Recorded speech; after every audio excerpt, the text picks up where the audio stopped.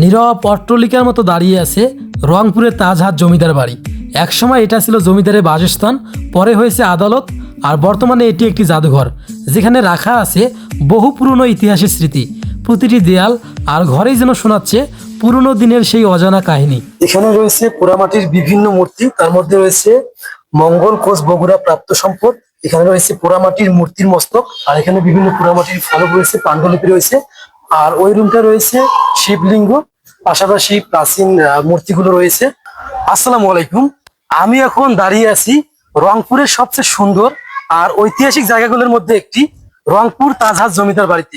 আমার পিছনে দেখুন কতটা বড় আর রাজকীয় এই প্রাসাদটি। একসময় এই এলাকায় জমিদারের শক্তি, রত্নহীরার ব্যবসা এবং রাজকীয়তা দিয়ে গর্বিত ছিল। আর সেই জায়গায় এই রংপুরবাসীর সেই পুরনো ইতিহাস বহন করে দাঁড়িয়ে আছে এই জমিদার বাড়িটি। তো আজকে আমরা এই ভিডিওর মাধ্যমে এই জমিদার বাড়ি সম্পর্কিত সকল তথ্যচিত্র জেনে আসি। অনেকেই তাজহাট নাম শুনে মনে করেন এখানে হয়তো কোনো তাজ বা প্রাসাদের নাম থেকে এসেছে, কিন্তু আসল গল্পটা একটু আলাদা। ধারণা করা হয় এই এলাকার পুরনো ব্যবসা ছিল রত্ন, জহরত, হীরামানিক লেনদেন, তাই জায়গাটির নাম হয় তাজহাট। পরে এখানে বসবাস শুরু করেন জমিদার গোপাল লাল রায়। তিনি নিজেও রত্ন ব্যবসার সঙ্গে যুক্ত ছিলেন। তার ব্যবসা প্রভাব এতটাই ছড়িয়ে পড়ে যে এই পুরো অঞ্চলে পরিচিতি হয়ে ওঠে তাজের বাজার নামে, যা সময়ের পরিক্রমায় এখন তাজহাট নামে পরিচিতি বা স্থায়ী হয়। নামের গল্পটা আসলে দারুণ। আমি ভাবতাম হয়তো এখানে তাজমহলের মতো কোনো গল্প আছে, কিন্তু এখানকার ইতিহাস হচ্ছে রত্ন ব্যবসার সঙ্গে যুক্ত। মানে এখানে হীরামানিক কেনা বেচা হতো, মানে শুনতে অন্যরকম লাগতেছে। প্রাসাদের সামনে দাঁড়ালেই প্রথম চোখে পড়ে সেই বিশাল মার্বেলের সিঁড়ি। 31 ধাপের এই সিঁড়িটি তৈরি ইতালি থেকে আনা সাদা মার্বেল দিয়ে। উপরের গম্বুজ, খিলান, লম্বা বারান্দা সব দেখে ইতালির কোনো ইউরোপীয় প্রাসাদের অনুভূতি হয়। এটা শুধু একটা বাড়ি না, এটা রাজকীয় নকশার এক জীবন্ত উদাহরণ। ভেতরে প্রবেশ করলে দেখা যায় লম্বা করিডর, উঁচু ছাদ, বড় হলঘর আর পুরনো কাঠের দরজা। অনেক ঘর এখনও খালি, কিন্তু তাদের দেয়ালে আজও আগের সময় ছাপ আছে। একসময় এখানে ব্যবসায়িক কাজ হতো, বিচার হতো, উৎসব হতো। পুরো প্রাসাদের ভেতরটা যেন গল্পে ভরা, যার প্রতিটি অংশই ইতিহাস বহন করে। জমিদারি প্রথা বিলুপ্ত হওয়ার পরে প্রাসাদটি কিছু সময় থাকে। তারপর 1984 সালে এখানে প্রতিষ্ঠা করা হয় বাংলাদেশ সুপ্রিম কোর্টের হাইকোর্ট বেঞ্চ। প্রায় 7 বছর ধরে এখানেই বিচারক ও আইনজীবীরা আদালতের কাজ পরিচালনা করতেন। বাংলাদেশের খুব কম জমিদার বাড়ির এমন অনন্য ইতিহাস আছে।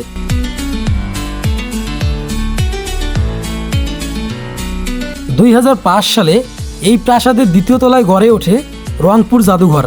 এখানে রাখা আছে পুরনো মুদ্রা, হাতিয়ার, মৃৎশিল্প, জমিদারদের ব্যবহৃত জিনিস, আরবি, ফার্সি, বাংলা পাণ্ডুলিপি, শিবলিঙ্গ, রামায়ণ, মহাভারত, পবিত্র কোরআনের খণ্ড ও পুরনো দলিল সহ অনেক আকর্ষণীয় প্রদর্শনী। বিশেষ করে মধ্যযুগীয় কিছু মূল্যবান নথিপত্র দর্শনার্থীদের আকর্ষণ করে। আমি এখন জাদুঘরে প্রবেশ করছি। এখানে রয়েছে প্রাচীন মুসলিমের ধর্মীয় কোরআন শরীফ রয়েছে, আর এখানে বিভিন্ন পোড়ামাটির ফলক রয়েছে, পাণ্ডুলিপি রয়েছে। আর ওই রুমটা রয়েছে শিবলিঙ্গ, পাশাপাশি প্রাচীন মূর্তিগুলো রয়েছে। আর এখানটা দেখতে পাচ্ছেন এখানে কাচের ঘরে সুসজ্জিত রাখা হয়েছে। এই যেখানে দেখেন কত বড় হাতির দাঁত, আর এখানে আছে হাতির দাঁত দ্বারা প্রস্তুতকৃত পাশ খোলার গুটিকা। এখানে পোড়ামাটির প্যানেলের উপরি অংশ ফুলের বাগানের মধ্যে তীরন্দাজ, আর এই দিকটা হচ্ছে পোড়ামাটির ফলক, পাশাপাশি দুটি খিলানের মধ্যে দণ্ডায়মান মূর্তি, পোড়ামাটির ফলক, দৌড়রত ঘোড়া, আর উপরে রয়েছে পোড়ামাটির ফলকে কিছু মূর্তি। এই করিডোর দিয়ে হাঁটলে মনে হয় সময়ের খুব পিছনে ফিরে গেছি। এখানকার পরিবেশ এতটাই নিস্তব্ধ আর শান্ত, যেন পুরোনো দিনের ঐতিহ্যকে মনে করিয়ে দেয়। আর এখানে মানে এই প্রাসাদটি একসময় প্রশাসনিক কাজে নিয়োজিত ছিল, এখন এটি জাদুঘর হয়েছে।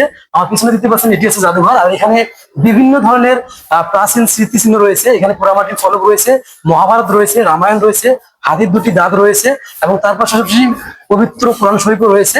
আর এখানে শিবলিঙ্গ রয়েছে এবং কালো পাথর রয়েছে। আপনি এখানে আসলে ইতিহাসকে জানতে পারবেন, ইতিহাসকে অনুভব করতে পারবেন, এবং ইতিহাসের এই স্থানকে ঘিরে কিছু সময় কাটাতে পারবেন। জমিদার বাড়ির চারপাশের পরিবেশও বেশ মনোরম।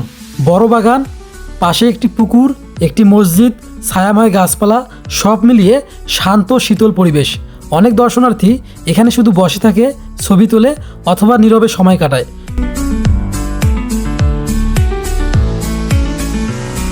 পরিশেষে বলবো, জমিদার বাড়ি শুধু একটি স্থাপনা নয়, এটি উত্তরবঙ্গের ইতিহাস, স্থাপত্য এবং সংস্কৃতির প্রতীক। এখানে এলে মনে হয় যেন সময় ধীরে ধীরে থেমে যাচ্ছে। একসময় যে রাজবাড়ি ছিল শক্তি ও ঐশ্বর্যের কেন্দ্র, আজ তা সবার জন্য উন্মুক্ত একটি ঐতিহ্যের স্মারক। এই প্রাসাদ শুধু দেখা না, এটা অনুভব করার জায়গা।